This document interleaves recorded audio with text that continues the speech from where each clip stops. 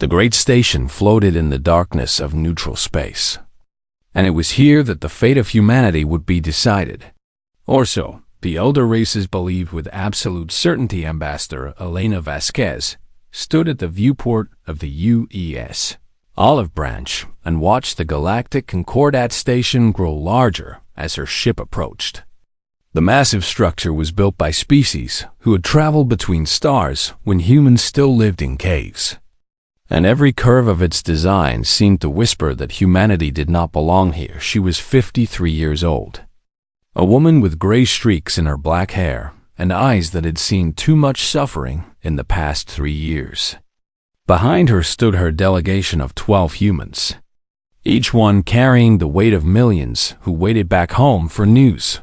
"Ambassador," said her aide, a young man named David Chun, "they are ready to receive us." Elena turned from the viewport and straightened her formal coat. She carried a diplomatic folio under her arm, and inside it were the hopes of every human being who had lost someone to the hegemony raids. "Then let us not keep them waiting," she replied, and her voice was calm, even though her heart burned with quiet rage. The hegemony of United Worlds had existed for over 50,000 years. 47 species had joined its ranks, and together they controlled most of the known galaxy. They called themselves the Elder Races, and they looked upon younger species the way a giant might look upon an insect. For 3 years now, the hegemony had been conducting what they called peacekeeping operations along the galactic rim, and these operations had brought nothing but horror to human colony worlds. Settlements had been burned from orbit. Cities had been reduced to glass and ash, and worst of all, over 2 million human beings had been taken as slaves. Elena had seen the footage, and she would never forget it.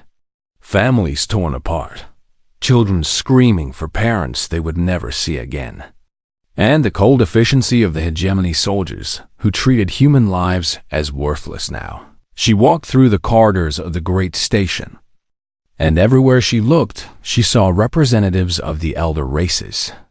They towered over her delegation, some standing 3 meters tall, others floating on anti-gravity platforms, and all of them watched the humans with expressions of barely hidden contempt. The negotiation chamber was a vast circular room with a domed ceiling that showed the stars beyond, and at its center sat a crescent-shaped table where the hegemony delegation waited. Supreme Arbiter Thalmaven of the Virkith sat at the center of the crescent, and Elena forced herself to meet his gaze without flinching.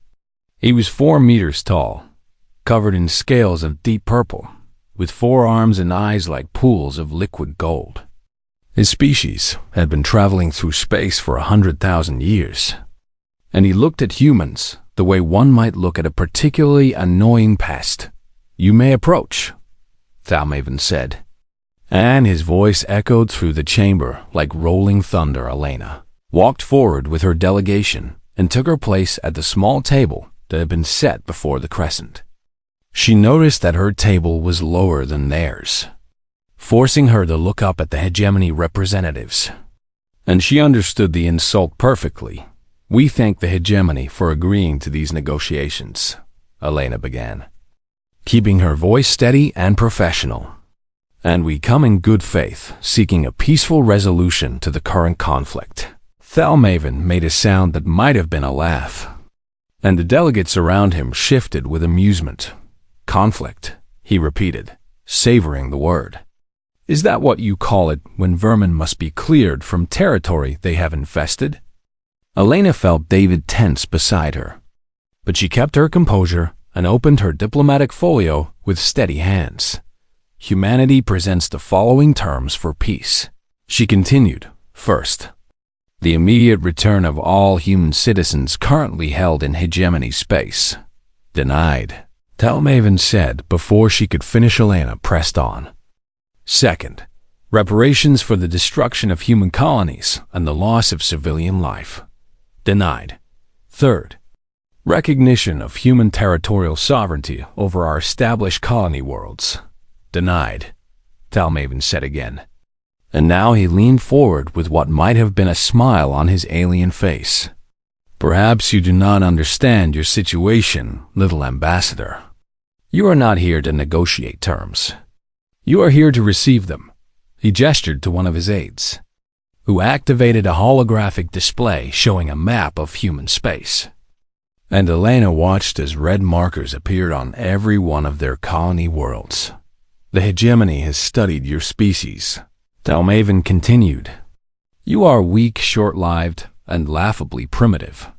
Your entire civilization has existed for less time than some of our buildings. You do not belong among the stars, and it was a mistake to allow you to spread as far as you have. Elena said nothing, and her silence seemed to amuse him further. Here are the terms you will accept, the Supreme Arbiter declared. Humanity will surrender all colony worlds beyond your home system. Your species will accept protectorate status under hegemony oversight. Your technology will be limited to what we deem appropriate, and you will provide labor contributions as needed. Labor contributions, Elena repeated quietly. You mean slaves. We mean whatever we choose to mean, Dalmaven replied. These terms are not negotiable. You have one lunar cycle to accept them, or we will begin the systematic cleansing of your species from every world you currently occupy. Elena closed her folio slowly and looked around the chamber at the faces of the elder races. She saw contempt, amusement, and boredom, but nowhere did she see respect or even basic recognition of humanity's right to exist. And what of the 2.3 million humans you have already taken? She asked, her voice barely above a whisper.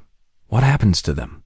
Dalmaven leaned back and waved one of his 4 hands dismissively. Livestock does not negotiate, he said. And the chamber erupted in laughter. Elena stood, and the laughter slowly died as the delegates noticed something strange. The human ambassador was not crying, she was not begging, and she was not afraid. Instead, her eyes had become very cold, like ice forming over deep water. Then we have nothing more to discuss, she said, and her voice carried through the sudden silence with perfect clarity. You will receive humanity's formal reply within 1 solar cycle. She turned and walked toward the exit, her delegation falling in behind her, and Dalmaven called out with amusement in his voice. That is all? No threats, no pleas, no desperate attempts to bargain? Elena paused at the door and looked back over her shoulder at the Supreme Arbiter. No, she said simply, no threats. Threats are for those who are uncertain of their resolve. Humanity is not uncertain. Then she was gone, and the hegemony delegates laughed again at the foolishness of the young species, who thought they could stand against the masters of the galaxy. They would not laugh for long. The U's olive branch traveled through hyperspace toward Earth, and Ambassador Elena Vasquez sat alone in her quarters with her hands folded in her lap. She had not slept since leaving the Concordat station, and she did not think she would sleep until this was finished. David Chun knocked and entered when she called, his face pale with the weight of what they had witnessed. The council has received your preliminary report, he said. They are assembling for an emergency session. Every representative from every nation is being called in. Elena nodded slowly. And what is the mood? Anger, David replied. Fear, but mostly anger, Ambassador. The footage of those negotiations is already spreading through the military channels. And the phrase livestock does not negotiate is everywhere. Good, Elena said, and her voice was hard. Let them see what the galaxy thinks of us. Let them understand what we face. When the olive branch entered Earth orbit, Elena could see the lights of cities glowing on the night side of humanity's homeworld. And she thought of all the families down there who did not yet know what had happened. She thought of the children who might never see their parents again. If the hegemony had its way, the shuttle ride to Geneva passed in silence. And within 2 hours Elena stood before the unified Terran Council in the great chamber where humanity made its most important decisions. Every seat was filled, and thousands more watched through screens across the planet. Chairman Marcus Stone was a man of 60 years with white hair and a face carved by decades of service. He called the session to order, and the chamber fell silent as Elena took the podium. She told them everything. She described the contempt in Thelmaven's voice, the laughter of the elder races, and the casual cruelty of their terms. She played the recording of those final words, and the chamber heard the supreme arbiter say livestock does not negotiate while treating human lives as worthless. When she finished, the silence was so complete that she could hear her own heartbeat. Then the shouting began. Representatives called for war, for blood, for vengeance. Others demanded caution, diplomacy, more time to negotiate. The chamber descended into chaos until Chairman Stone pounded his gavel again and again until order was restored. "We have heard the report," Stone said when the room was quiet. "And now we must decide how humanity will respond. But before we debate, I must inform this council of something that most of you do not know." He paused, and Elena saw uncertainty on the faces around her. "For the past 60 years," Stone continued, "since we first made contact with alien species and learned of the hegemony's existence, a small group within our military and scientific communities has been preparing for this day. They hoped it would never come, but they knew it might." He pressed a control, and a document appeared on every screen in the chamber. It was marked with the highest classification level Elena had ever seen, and its title was simple: Resolution 7742. "This document," Stone said, "contains a complete strategic response to existential threat from hostile alien civilizations. It has been updated continuously for 6 decades, and it accounts for scenarios exactly like the one we now face." A murmur ran through the chamber, and Elena leaned forward with new interest. "Within this resolution are plans for rapid military expansion, advanced weapons systems that have been developed in secret and held in reserve, and strategic doctrines that no species in this galaxy has ever encountered. In short, this document contains everything we need to fight a war that we have been preparing for since before most of you were born." The chamber erupted again, this time with questions rather than anger, and Stone let them shout for a moment before raising his hand. "I am calling for a vote," he said. "Not on whether to surrender, because that is not an option. I am calling for a vote on whether to activate Resolution 7742 and give the hegemony the reply they have demanded." The vote took less than 10 minutes. It was unanimous within hours. Every military base on Earth and across human space received encoded orders, and machines that had been sleeping in secret facilities began to wake. Shipyards hidden in asteroid belts powered up for the first time. Weapons platforms that had been disguised as mining equipment revealed their true nature, and millions of soldiers who had trained for decades received the call they had always known might come. But before any ship launched and before any weapon fired, humanity had one more thing to do. A transmission was prepared, one that would be broadcast on every frequency the hegemony used, and it would reach every corner of known space. Elena was asked to read it, but she refused. This message needed to come from someone else, someone who represented not diplomacy, but determination in the end.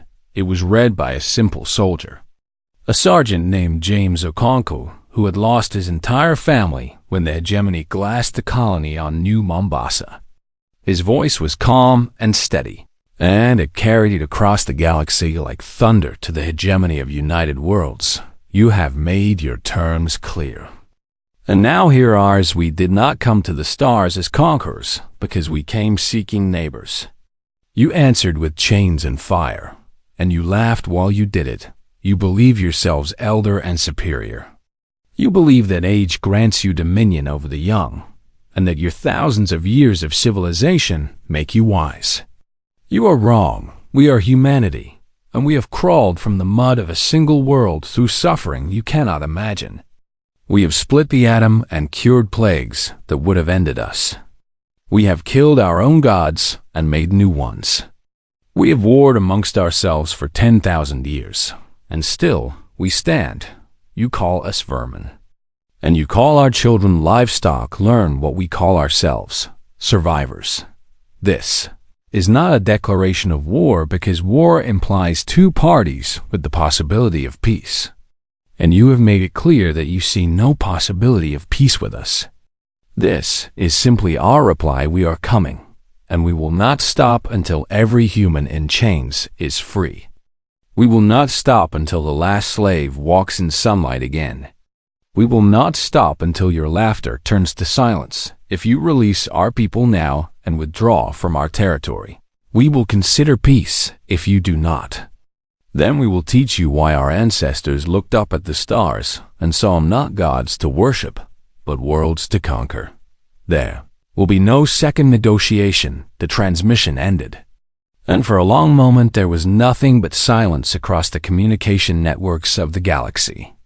On thousands of worlds, billions of beings heard those words, and many of them felt something they had never expected to feel towards such a young and primitive species. They felt afraid in his bunker on the Verkith homeworld. Supreme Arbiter Thalmaven listened to the transmission 3 times before he spoke. "How dare they?" he whispered.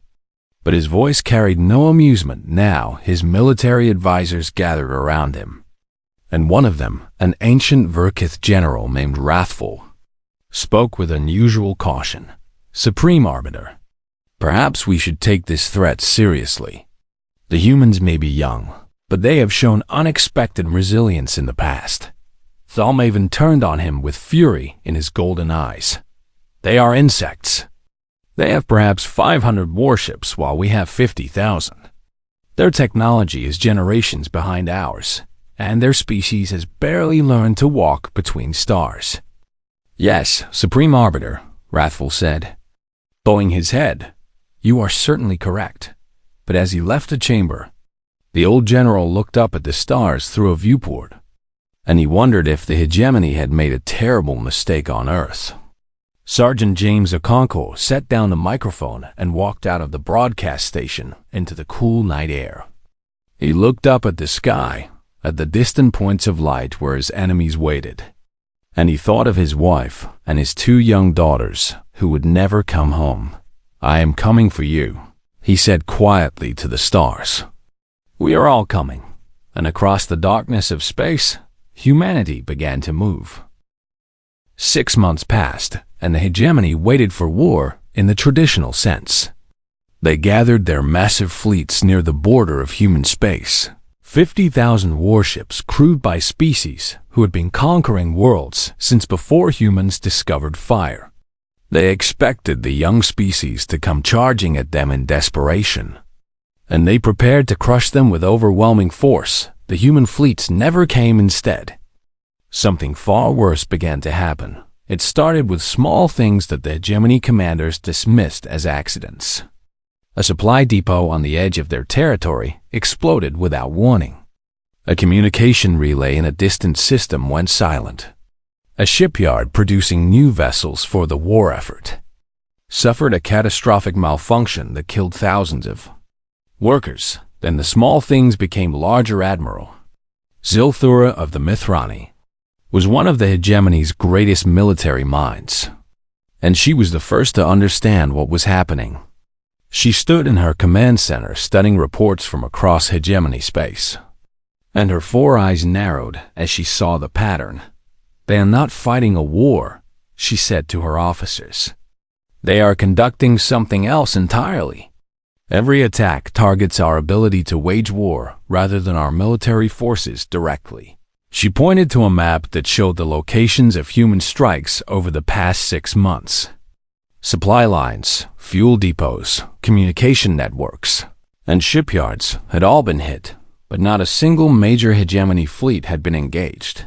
"They are bleeding us," she continued, slowly and carefully. "They are making it harder for us to move, to communicate, and to build. And we cannot catch them because they strike and vanish before we can respond. One of her officers, a young Mithrani named Velkara, spoke up with confusion in her voice. But how is this possible? Our sensors should detect any human ship long before it reaches our territory. Their technology is inferior to ours. Zelthora shook her head slowly. That is what we believed. That is what we were told. I am beginning to suspect that we were wrong. She was more right than she knew deep in the human military. There existed a division that had no official name. Its members simply called it the Shadow Corps, and they had been training for this kind of war for decades. They did not fight like soldiers because they fought like ghosts, appearing from nowhere to strike at critical targets and then disappearing before any response could be organized. Their ships were not the bulky warships that the hegemony expected. Instead, they flew vessels called Wraith-class infiltrators, small and fast and equipped with stealth technology that the elder races did not know existed.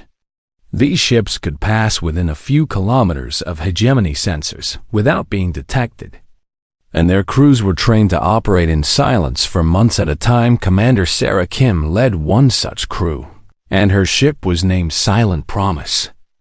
She was 38 years old, with short black hair and scars on her hands from years of combat training. And she had volunteered for this mission because her brother was among the enslaved tonight. Her target was a hegemony military intelligence center on a moon called Kethral 7, and she guided her ship through the darkness with practiced skill.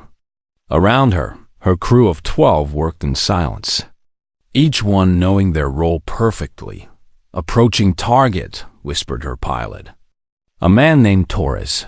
No detection so far. Sarah nodded and checked her equipment one final time. They would not be firing weapons tonight because their mission was something more subtle. 20 minutes later, she was inside the intelligence center with 4 of her team, moving through corridors that had never seen a human footstep. The hegemony soldiers they encountered died quickly and quietly, and the bodies were hidden before alarms could be raised. They reached the main computer core, and Sarah's technical specialist, a woman named Yuki, went to work. Within 15 minutes, they had copied every piece of intelligence data in the system, including fleet positions, supply schedules, communication codes, and most importantly, the locations of facilities where human slaves were being held. Got everything, Yuki whispered. Let us go. They were back on their ship within an hour, and they vanished into the darkness of space without a single hegemony soldier knowing they had been there. This scene repeated itself hundreds of times across hegemony territory. Human teams struck at bases, sabotaged equipment, freed prisoners when they could, and gathered intelligence that would guide future operations. The elder races had never faced an enemy who fought this way, and they did not know how to respond. But the Shadow Corps was only part of humanity's strategy. The second part was psychological warfare, and it was perhaps even more devastating across hegemony space. Transmissions began appearing on civilian networks. They showed human slaves being freed by rescue teams, families being reunited after years of separation, and children seeing their parents for the first time since being taken. The footage was real, and it was powerful. One transmission showed an elderly Verkith woman watching as human rescuers carried survivors out of a collapsed building on a world that had been struck by an earthquake. The humans had arrived to help even though the Verkith were their enemies, and the old woman wept as she thanked them. Another showed a young human girl, no more than 8 years old, being reunited with her mother after 3 years of slavery. The girl ran across a landing pad and threw herself into her mother's arms, and both of them sobbed with joy. These images spread through the hegemony like fire, and they asked a simple question that many citizens had never considered. What did the humans ever do to deserve this? For the first time, some hegemony citizens began to doubt their leaders. The third part of humanity's strategy was the most terrifying of all, and the hegemony did not discover it until it was too late. 6 months into the conflict, A hegemony patrol fleet of 200 ships was conducting operations near the border of human space. Their commander, a Verkith captain named Thulvex, was confident in his superiority. His sensors showed no human vessels within several light years, and he believed his fleet was safe. Then ships began to explode. Thulvex watched in horror as vessel after vessel in his fleet was torn apart by weapons fire that seemed to come from empty space. His sensors showed nothing. No enemy signatures, no missiles, no energy beams. Yet his ships were dying. Where are they? He screamed at his officers. Find them. But there was nothing to find.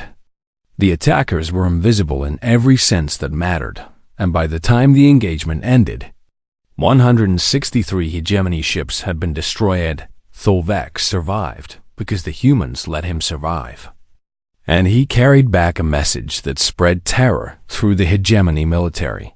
The humans had weapons that could kill without being seen. These were the Erebus-class stealth carriers, and they represented the true culmination of decades of secret research. They did not merely mask their signatures like the Wraith-class infiltrators, because they bent light and energy around themselves in ways that made them effectively invisible to any known sensor technology. The hegemony called them ghost fleets, and even saying the name made soldiers afraid. Admiral Zelthura studied the reports with growing dread, and she finally voiced the fear that many had begun to feel. We have made a terrible mistake, she said. The humans were never behind us in technology. They were hiding their true capabilities, and now we are facing an enemy we do not understand. She looked at the map of hegemony space, at the dozens of red markers showing where human strikes had occurred, and she saw a pattern that chilled her blood. They are not trying to defeat our fleets, she realized. They are trying to reach the slave facilities. Every attack, every sabotage, every infiltration has been designed to clear a path to our prisoners. She turned to her officers with urgency in her voice. They are coming for their people, and we cannot stop them. 2 years had passed since the war began, and the galaxy had changed in ways that no one had predicted. Supreme Arbiter Thalmaven no longer sat in his grand palace on the Verkith homeworld. Instead, he lived in a bunker deep beneath the planet's surface, surrounded by guards who jumped at every shadow. The being who had once laughed at humanity now spent his nights reading intelligence reports that grew more terrible with each passing day. His hands trembled as he reviewed the latest updates. 3 member species had defected from the hegemony, their governments overthrown by citizens who no longer wished to fight in a war that seemed increasingly pointless. The Kelvari had been the first to break away, followed by the Mithrani rebels and then the Seth Collective, and all 3 had signed non-aggression treaties with humanity. Traitors, Thalmaven whispered, but his voice held more fear than anger. The intelligence reports told a story of relentless, grinding pressure that never stopped. Human forces did not fight like any enemy this hegemony had ever faced because they did not seek to conquer territory or win glorious battles. Instead, they simply kept coming, day after day, week after week, month after month. And they freed slaves wherever they found them. Over 1 million humans had already been rescued. And the number grew larger every day, but it was not just humans being freed. The rescue teams also liberated slaves from other species, beings who had been held in bondage by the hegemony for generations.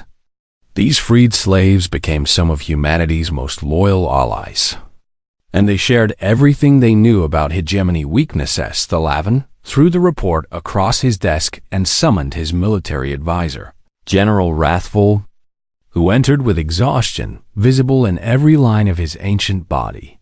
Tell me, we have found a way to stop them, Thalmaven demanded. Wrathful was silent for a long moment before he spoke. Supreme Arbiter, I must be honest with you. We are losing this war, and we are losing it badly. Thalmaven rose from his chair with fury blazing in his eyes. But Wrathful continued before he could speak.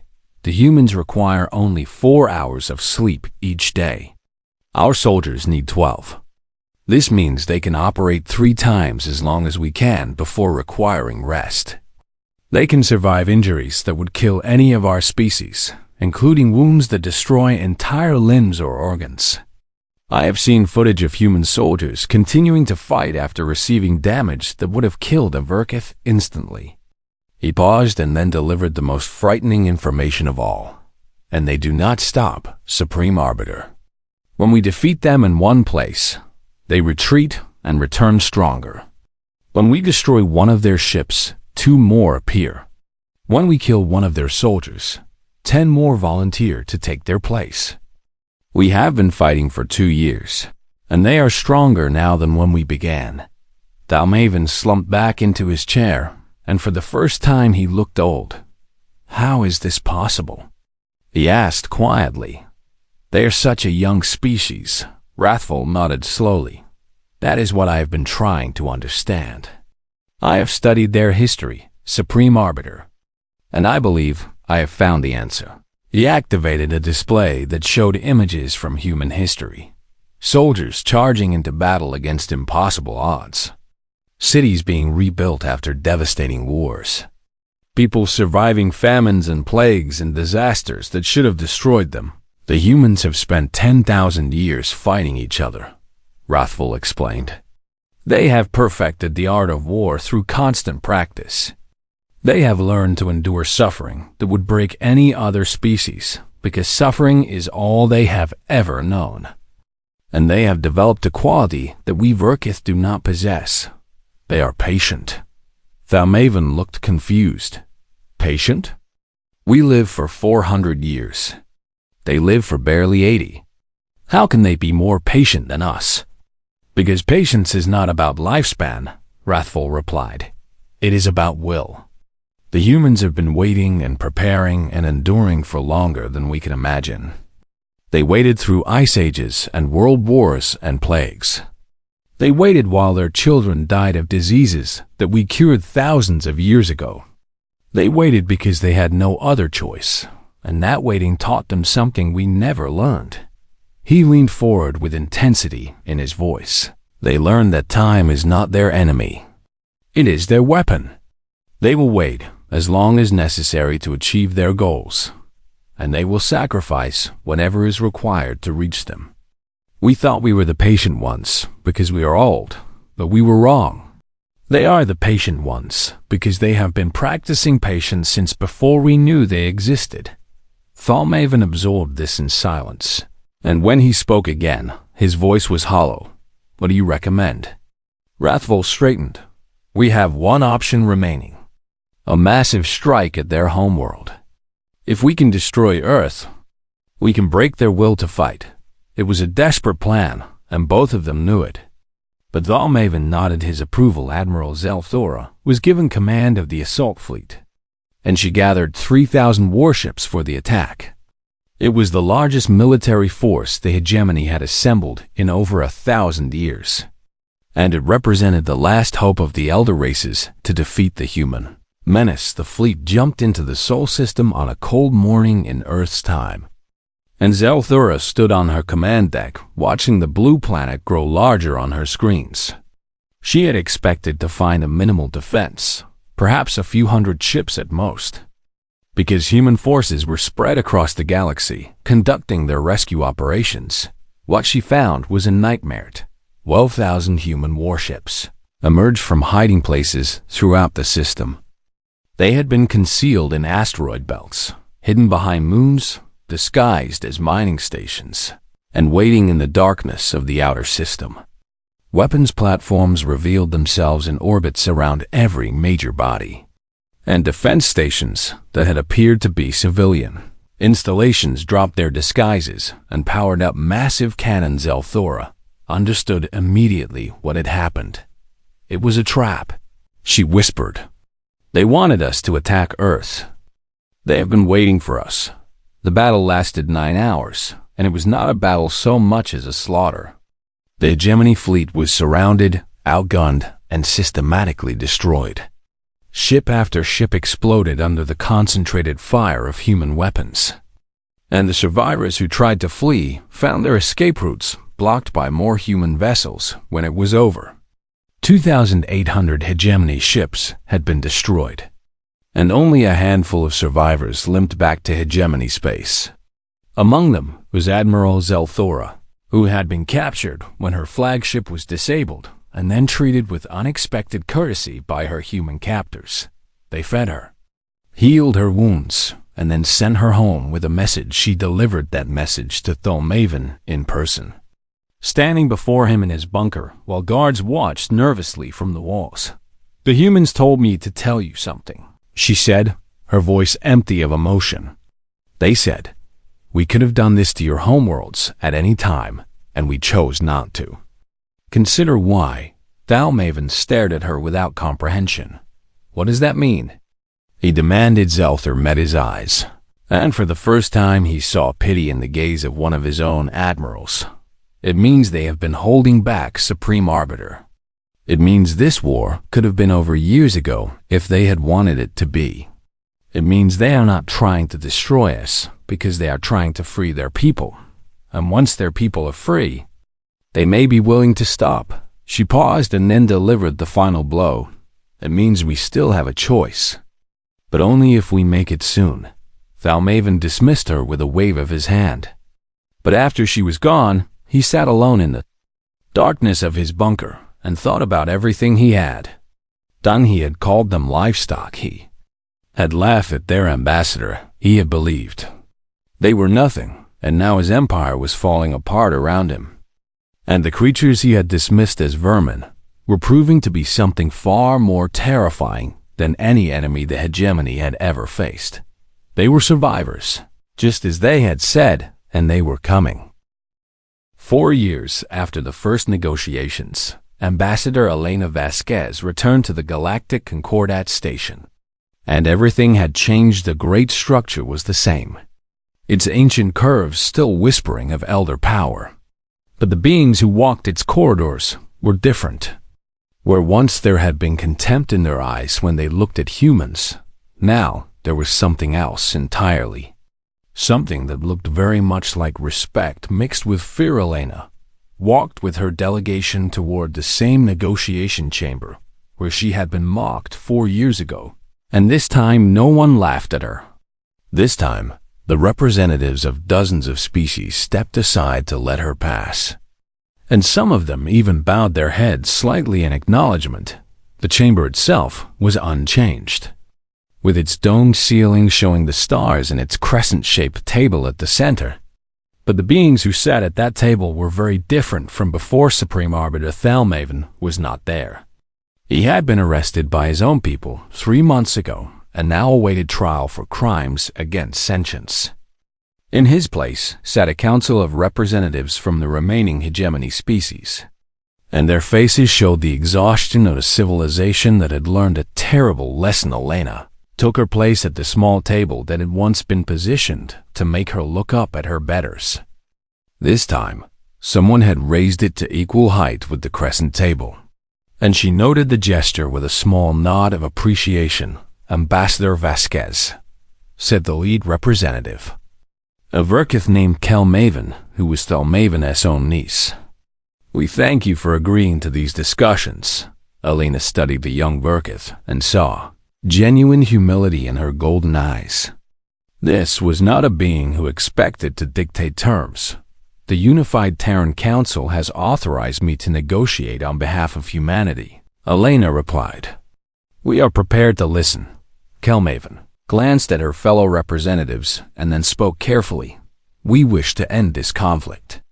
We acknowledge that the hegemony acted wrongfully in its treatment of human citizens, and we are prepared to make amends. Please, tell us what humanity requires." Elena opened her diplomatic folio, the same one she had carried 4 years ago, and she felt the weight of history in her hands. She thought of all the lives lost, all the suffering endured, and all the people who had fought and died to bring them to this moment. "Humanity presents the following terms," she began, and her voice filled the chamber with quiet authority. "First, the immediate and unconditional release of all remaining human citizens held in former hegemony territory. Our records indicate that approximately 1.1 million humans are still awaiting liberation, and we require their return within 90 standard days. Calmaven nodded immediately. Agreed. We will begin the release process within 1 standard day. Second, the permanent abolition of slavery throughout all territories previously controlled by the hegemony. This includes humans, yes, but also every other species that has been held in bondage under your laws. This caused murmuring among the representatives, and Elena waited patiently while they conferred. After several minutes, Calmaven turned back to her. This is a significant change to our social structure, but we agree. Slavery will be abolished within 1 standard year. Elena continued. Third, the dissolution of the hegemony of United Worlds as a political entity. In its place, we propose the establishment of a new organization called the Galactic Commonwealth, which will be founded on principles of mutual respect, self-determination for all species, and equal representation regardless of age or technological advancement. More murmuring. Longer this time, but eventually, Calmaven nodded again. We agree. The hegemony has failed, and something new must take its place. The remaining terms covered practical matters, the establishment of neutral zones, the creation of joint peacekeeping forces, and the procedures for transitioning from war to peace. Each term was discussed, sometimes modified, and eventually accepted when the list was complete. Calmaven looked at Elena with curiosity and something that might have been confusion. Ambassador, I noticed that humanity has not requested any reparations. You have not demanded territory, tribute, or punishment beyond the trial of specific war criminals. After everything we did to your people, why do you ask for so little? The chamber fell silent, and every being present leaned forward to hear her answer. Elena was quiet for a long moment, gathering her thoughts. And when she spoke, her voice was soft, but carried to every corner of the room. 4 years ago, I sat in this chamber and listened while Supreme Arbiter Calmaven called my people livestock. I watched the representatives of 47 species laugh at the idea that humanity deserved to exist. I left this station believing that I had failed, and that my species would have to fight for its survival against enemies who did not see us as people. She paused and looked around at the faces watching her. We did fight, and we won, and now you are asking why we did not take revenge. Calmaven nodded slowly. The answer is simple. Elena continued. We did not fight this war to become you. We did not endure 4 years of suffering so that we could inflict the same suffering on others. We fought because our people were in chains, and we would not rest until they were free. She stood and walked toward the crescent table, and no one moved to stop her. You asked what humanity requires, but you asked the wrong question. The right question is, what does the galaxy need? And the answer is not another empire built on conquest and domination. The answer is something better, something that we can build together if we choose to. She turned to face the full assembly. We are offering you mercy, not because you deserve it, but because we choose to give it. We are offering you a future where your children and our children can grow up without fear, where every species can determine its own destiny, and where the mistakes of the past do not define what is possible. A young Mithrani diplomat, the same species as Admiral Zelthura, raised her hand timidly. But why? She asked. After what we did to you, how can you possibly choose mercy? Is it not weakness to forgive enemies who showed you none? Elena smiled, and it was the first genuine smile she had worn in 4 years. No, she said. Forgiveness is not weakness. Cruelty is easy, because anyone can hurt another being without effort. Mercy after victory, the choice to end the cycle of pain instead of continuing it, that is the hardest thing anyone can do. It requires more strength than any weapon we possess." She paused, and her eyes hardened for just a moment. "But do not mistake our mercy for the absence of strength. The weapons we used in this war still exist. The soldiers who fought still stand ready. The resolve that carried us through 4 years of conflict has not diminished." Her voice dropped lower, and every being in the chamber felt a chill. "We choose peace because we believe it is right. We choose mercy because we believe it is better. But if anyone ever gives us a reason to choose differently, we will not hesitate. We will remember how to be what you feared, and we will become it again." She let the words hang in the air before continuing in a softer tone. "So please, do not give us that reason. Help us build something better instead." The silence stretched for a long moment, and then Calmaven rose from her seat and did something that no Verkith had ever done before a human. She bowed deeply, her 4 arms spread wide in a gesture of complete respect. "Ambassador Vasquez," she said, "on behalf of the beings who once called ourselves the Hegemony, I accept humanity's terms. We will help you build this Commonwealth, and we will earn the mercy you have shown us, one by one." The other representatives rose and offered their own gestures of acceptance. And Elena felt tears forming in her eyes, though she did not let them fall. The treaty was signed that day, and the Galactic Commonwealth was born in the years that followed. Humanity did not become the galaxy's conqueror, but something far more important. They became its conscience, the voice that reminded every species of what could happen when power was used without wisdom. They were respected and admired, and yes, they were still feared, because the galaxy had learned a lesson it would never forget. The humans were not the monsters in this story, but they could become one if monsters forced their hand, and in the deepest corners of space, where new species were still emerging and old hatreds still burned. Beings would sometimes ask about the humans and what made them so dangerous. The answer was always the same. They are survivors, and they never forget. Treat them with respect, and they will be your greatest friends. Treat them with cruelty, and they will be the last enemy you ever face. Ambassador Elena Vasquez retired from diplomatic service 5 years after the war ended. She spent her remaining years on a quiet colony world, surrounded by gardens and visited often by the 2.3 million humans she had helped save on the day she died. Peacefully in her sleep at the age of 91, flags were lowered on 1,000 worlds, and beings of every species paused to remember the woman who had walked into a room full of contempt and walked out carrying the future of her species. Her last words, recorded by her grandson, were simple: "We chose mercy." And it was enough. Above her grave, they placed a simple stone with an inscription that every human child would learn in school. "Here lies Elena Vasquez, Ambassador of Humanity. She taught the stars that the young can be wise, and that mercy is the greatest strength of all."